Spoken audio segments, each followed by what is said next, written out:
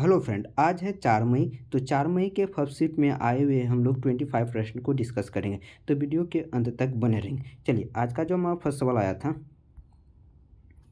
इसमें पूछा गया था संगमरमर का रासायनिक सूत्र क्या होता है, संगमरमर का रासायनिक नाम क्या होता है। तो संगमरमर का रासायनिक नाम कैल्शियम कार्बोनेट संगमरमर का रासायनिक नाम हो जाता है। संगमरमर का रासायनिक नाम के जो होता है कैल्शियम कार्बोनेट, जिसका सूत्र हो जाता है CaCO3 होता है। संगमरमर को मार्बल के नाम से भी जाना जाता है। संगमरमर या मरमर एक कैंतरी सेल जो कि चूना पत्थर के कैंतरन का परिणाम है। यह अधिकतम कैल्साइट का बना होता है। इसे हम लोग मुलायम पत्थर के नाम से भी जानते हैं। यह भी आप लोग ध्यान में रखेंगे। नेक्स्ट सवाल देख लेते हैं।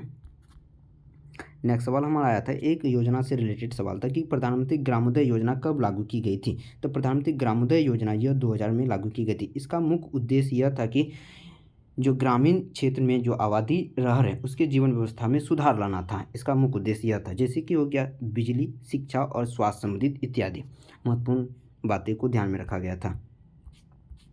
नेक्स्ट सवाल देख लेते हैं कि इसमें पूछा गया स्वामी विवेकानंद के जो है आध्यात्मिक गुरु कौन थे। स्वामी विवेकानंद के आध्यात्मिक गुरु रामकृष्ण परमहंस हो जाएंगे करेक्ट आंसर। स्वामी विवेकानंद के जो आध्यात्मिक गुरु हैं कौन है, रामकृष्ण परमहंस। स्वामी विवेकानंद के से संबंधित कुछ महत्वपूर्ण फैक्ट को देख लेते हैं। स्वामी रामकृष्ण मठ, जैसे वो पुस्तक हो गया रामकृष्ण मिशन, वेदांत सोसाइटी की स्थापना स्वामी विवेकानंद के द्वारा ही रखी गई थी। 1893 ईस्वी में जो अमेरिका में शिकागो में हुए विश्व धार्मिक सम्मेलन में स्वामी विवेकानंद ने भाग लिया था और इन्होंने हिंदुत्व का प्रतिनिधित्व किया था। इसी को लेकर आज जो है इस धर्म को लेकर काफ़ी क्या बना, आकर्षक बढ़ा है। तो करेक्ट आंसर क्या हो जाता है, रामकृष्ण परमहंस स्वामी विवेकानंद के आध्यात्मिक गुरु थे। नेक्स्ट सवाल देख लेते हैं। नेक्स्ट सवाल हमारा आया था,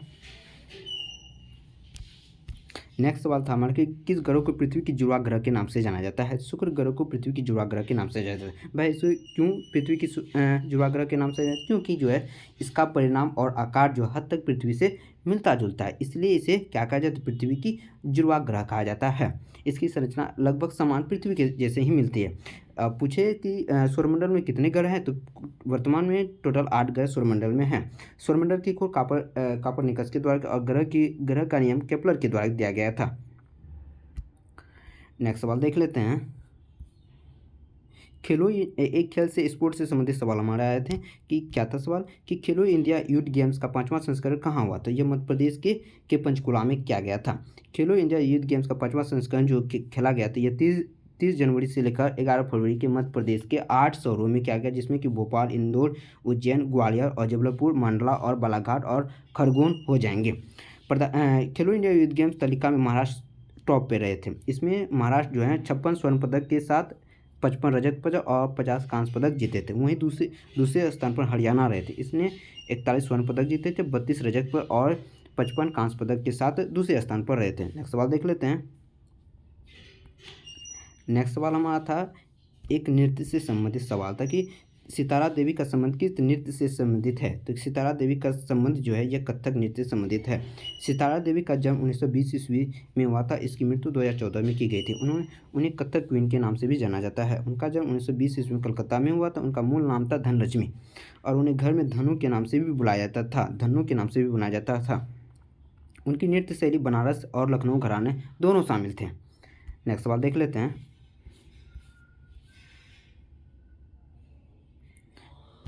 हाँ, एक सवाल हम आता है कि 1529 में बाबर और मोहम्मद लोधी के बीच कौन सा युद्ध हुआ था। तो घाघरा का युद्ध जो हुआ था बाबर और मोहम्मद लोधी के बीच 1529 ईस्वी में हुआ था। बाबर 6 मई से 1529 ईस्वी को बंगाल और बिहार में संयुक्त सेना को घाघरा के युद्ध में कुचल डाला।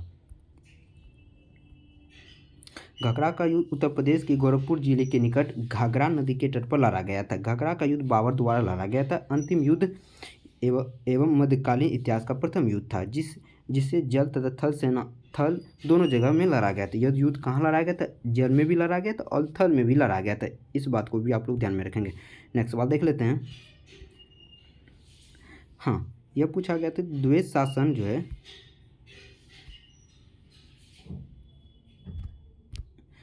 द्वैत शासन अधिनियम कब लागू की गई थी। तो द्वैत शासन अधिनियम 1919 ईस्वी में लागू की गई थी। यह किसके शासनकाल में लागू, जेम्स फोर्ड के शासनकाल में लागू की गई थी। देखिए, इससे संबंधित कुछ महत्वपूर्ण फैक्ट को देख लेते हैं। भारत सरकार अधिनियम 1919 government of India act 1919 United kingdom की संसद द्वारा पारित एक अधिनियम था, जिसे मॉन्ट्रेग चेम्सफोर्ड सुधार के नाम से भी जाना जाता है, क्योंकि इस अधिनियम को पारित होने के समय लॉर्ड मॉन्टेग भारत का क्या था, सचिव था, और चेम्सफोर्ड जो थे यह हमारे वायसराय थे। नेक्स्ट सवाल देख लेते हैं।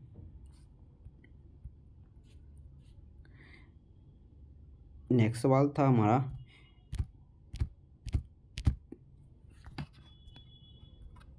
नेक्स्ट सवाल हमारा था, जल को शुद्ध करने के लिए आमतौर पर किस रासायनिक विधि का उपयोग किया जाता है, यानी कि किस तत्व का उपयोग किया जाता है, क्लोरीन तत्व का उपयोग किया जाता है, यानी क्लोरीकरण विधि के द्वारा जल को शुद्ध किया जाता है। क्लोरीकरण विधि, जल को शुद्ध करने के उपयोग में किए जाने सबसे सामान्य विधि क्लोरीकरण है। जल का क्लोरीकरण, जल में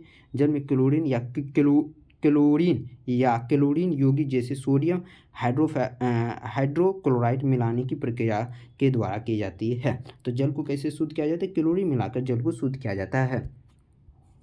नेक्स्ट सवाल देख लेते हैं। नेक्स्ट सवाल क्या आया था, नेक्स्ट सवाल हमारा था करंट से रिलेटेड सवाल था कि सुल्तान जोहर कप 2022 किसने जीता है। तो सुल्तान जोहर कप 2022 हमारे देश इंडिया ने जीत लिया। तो करेक्ट आंसर भारत हो जाता है। भारत और ऑस्ट्रेलिया को हराकर तीसरा सुल्तान जोहर कप अपने नाम किया है। किसको हराया था, इसमें ऑस्ट्रेलिया को हराया था। नेक्स्ट सवाल देख लेते हैं। नेक्स्ट सवाल हमारा था पर्व त्यौहार से संबंधित था। इसमें पूछा था उगादी पर्व कब मनाया जाता है। तो उगादी पर्व अप्रैल माह में मनाया जाता है। उगादी पर्व कब मनाया जाता है, तो अप्रैल माह में। उगादी शब्द का आर्थिक होता है एक नए साल की उत्पत्ति होता है। उगादी का त्यौहार हर साल अप्रैल में मनाया जाता है। उगादी एक महत्वपूर्ण त्यौहार है जो कि हिंदू चंद्र कैलेंडर की शुरुआत का जश्न मनाया जाता है। यह चैत्र के हिंदू लूनी सोलर कैलेंडर महीने के पहले दिन मनाया जाता है, जो कि ग्रेगोरियन कैलेंडर के मार्च या अप्रैल महीने में आता है। ऐसा माना जाता है कि भगवान ब्रह्मा ने इस दिन पृथ्वी के तत्वों का निर्माण शुरू किया था। लोग लगभग एक सप्ताह पहले से ही अपने घरों की सफाई करके और परिवार के सदस्यों के साथ नए कपड़े उपहार खरीद कर इस त्यौहार को बड़ी उल्लास के साथ मनाते हैं।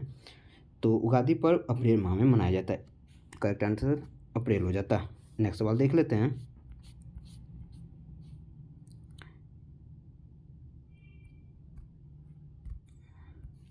नेक्स्ट सवाल में तो जनगणना 2011 के अनुसार भारत की नगरीय जनसंख्या कितनी प्रतिशत थी। तो 2011 के जनगणना के अनुसार नगरीय जनसंख्या 31.16% थी। करेक्ट आंसर 31.16 हो जाता। 2011 के जनगणना के अनुसार भारत की कुल जनसंख्या जो थी लगभग सवा मिलियन थी।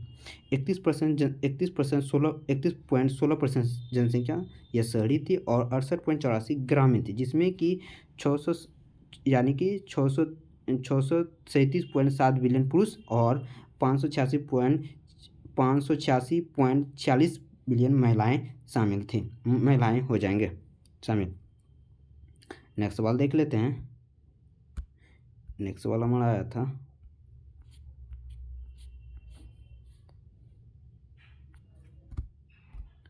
नेक्स्ट सवाल हमारा था कलिंग के युद्ध के बाद अशोक ने किस नीति को अपनाया था। कलिंग के युद्ध के बाद अहिंसा नीति को अपनाया था अशोक ने। देखिए, अशोक 13वें अभिलेख के अनुसार उसने अपने राज्याभिषेक के 8 वर्ष बाद कलिंग युद्ध लड़ा था। कलिंग विजय उसकी आखिरी विजय थी। यह युद्ध 262 से लेकर 261 ईस्वी पूर्व लड़ा गया था। इसके बाद उन्होंने अहिंसक नीति अपना ली थी। करेक्ट आंसर अहिंसक नीति हो जाता। नेक्स्ट सवाल देख लेते हैं। नेक्स्ट सवाल हमारा आया था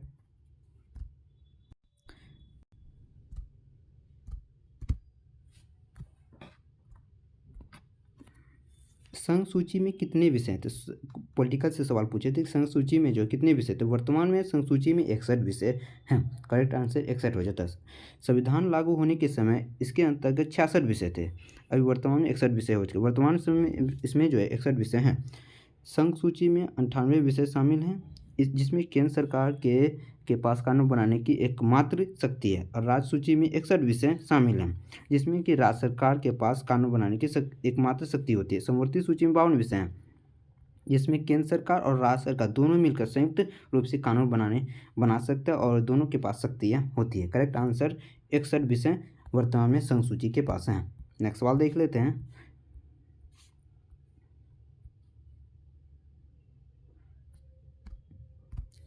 नेक्स्ट सवाल हमारा आया था कि तमिलनाडु के मंदिरों में देवदासियों द्वारा लगाया जाने वाला नृत्य कौन सा है?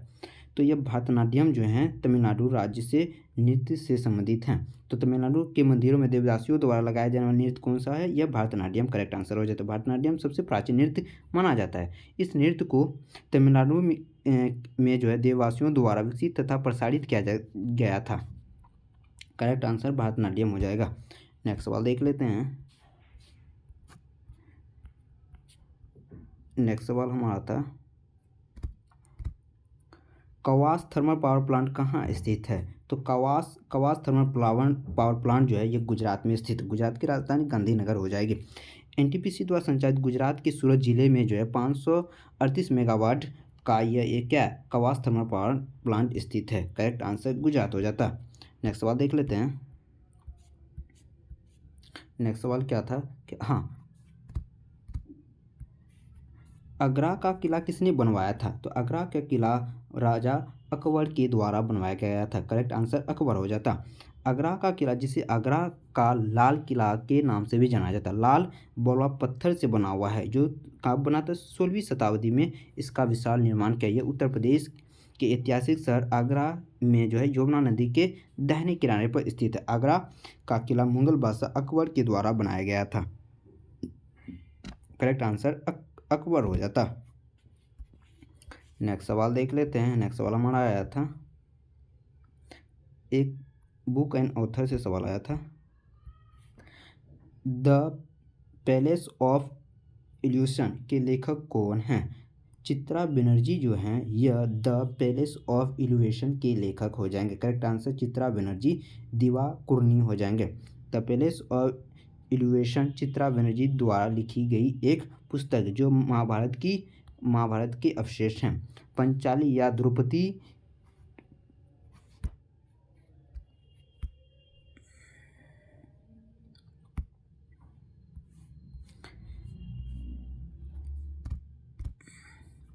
जो महाभारत की एक अवशेष है। पंचाली या द्रौपदी के दृष्टिकोण में कहा गया है कि चित्रा बनर्जी दिवाकुर्नी एक भारतीय अमेरिकी लेखिका और कवित्री भी हैं। नेक्स्ट सवाल देख लेते हैं। नेक्स्ट सवाल क्या आया था? करियर से रिलेटेड है। निम्नलिखित में से कौन सा पोर्टल निर्मला सीतारमण द्वारा 2022 में लॉन्च किया गया था? ऑप्शन में थे भारत विद्या पोर्टल, तो भारत विद्या पोर्टल करेक्ट आंसर हो जाता। नेक्स्ट सवाल देख लेते हैं।